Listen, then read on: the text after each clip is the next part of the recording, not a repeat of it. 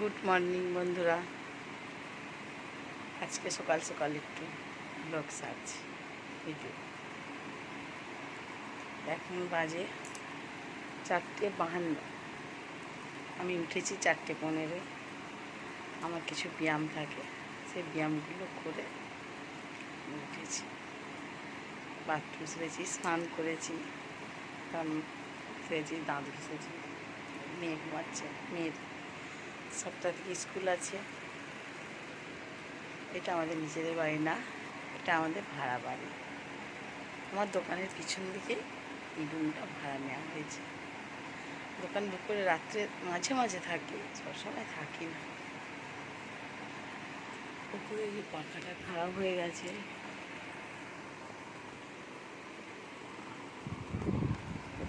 Table fan চলছে, মেয়ে ঘুমাচ্ছে।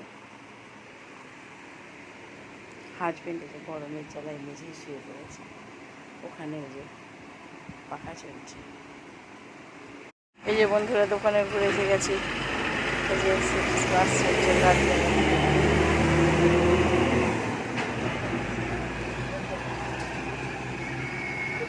স্কুলে গেট খুলে দিয়েছে, ছোট গেটটা খোলা। স্কুল 7টা থেকে শুরু। আমি এবার দিকে নিচে গিয়ে দোকান খুলবো। এই যে আমি রান্না করছি, ভাত বসিয়েছি। আর নাহলে রান্না করার সময় যা গরম। কুমড়োই ভাজা করছে, কুমড়োই ভাজা, পটল আলুর তরকারি। এই যে ভেন্ডিটা সেদ্ধ বসে করবো, আর করলাটা ভাজা করবো। করেই আমি নিচে নেমে যাব, দোকানটা খুলবো। হাজবেন্ড তো মেয়েকে পড়তে দিয়ে ও মানে স্নান টান করতে গেছে ভাড়া ঘরে।